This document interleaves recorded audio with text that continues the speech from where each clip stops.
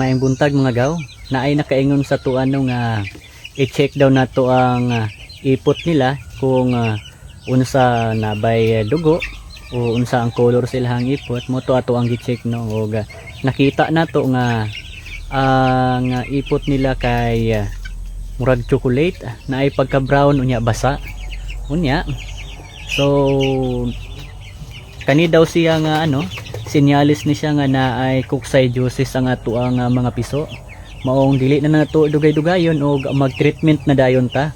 Maong nagpalit na dayon ko og sulfur QR para mag-treatment for coccidiosis kay para dili na maglala pa og matakdan pa ang uban unya.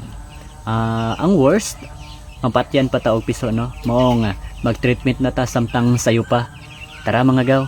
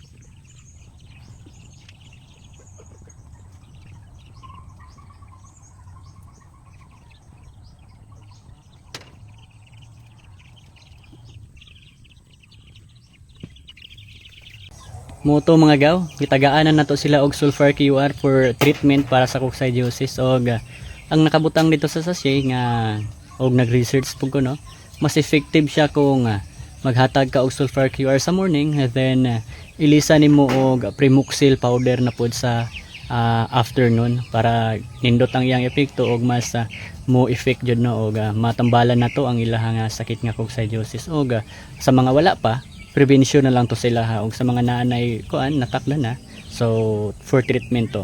So kani mga gaw, maghatag ta sila ani straight 3 days, then pagka 4 days plain water ta, then pagka 5 days magbalik na pud ta sa sulfur QR og hantod sa 6 days, then maghatag na ta og vitamins after, then plain water na. Ana na lang nga ato ang pamaagi dragaw for treatment sa ato ang mga piso kay para mabawasan nato ang mortality kay lisod na kung mga matay sila, sayang kay ato ang gasto mga gaw.